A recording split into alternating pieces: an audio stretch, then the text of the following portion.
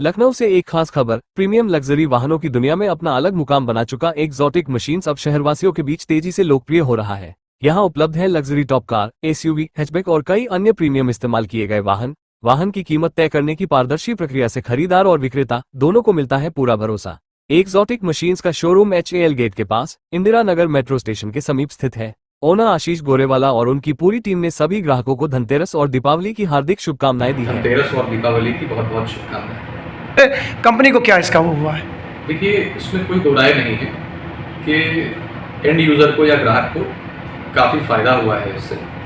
लेकिन अगर आप कंपनी का परसेप्शन पूछेंगे तो हम लोग प्री ओन्ड लग्जरी कार्स में डील करते हैं और हमारे पास मान लीजिए कि जो खरीदा हुआ हमारा स्टॉक है वो हमने ओल्ड रेट्स के हिसाब से खरीदा था। आज अगर GST की वजह से उन नई गाड़ियों का दाम कम हो गया तो यकीनन हम लोगों को उस खरीदी हुई गाड़ियों में कुछ नुकसान उठाना पड़ता है।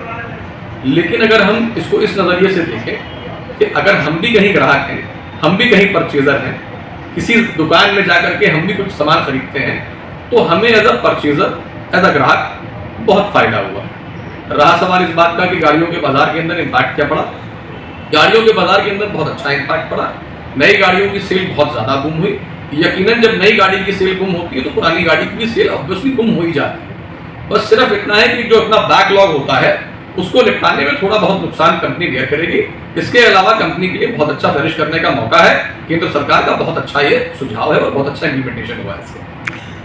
थोड़ा सा देखने में भी ये भी आ रहा है कि गाड़ियों की उपलब्धता भी थोड़ा सा लेट आ रही है या नहीं हो पा रही है। क्या इसका भी कुछ रीज़न रहा कि जिसकी वजह से कहीं ना कहीं ये चीज़ देखने को मिले? मुझे लगता है इसमें पर्टिकुलरली किसी एक कंपनी की प्रॉब्लम नहीं है। ये तो हर साल जब फेस्टिव सीजन होता है, नवरात्रि होती है, धनतेरस होता है, दीपावली होती है, उस दौरान डिमांड ज़्यादा होती है, मैन्युफैक्चरिंग उतनी नहीं हो पाती है, जिस वजह से हर साल गाड़ियाँ थोड़ा सा शॉर्ट हो जाती हैं।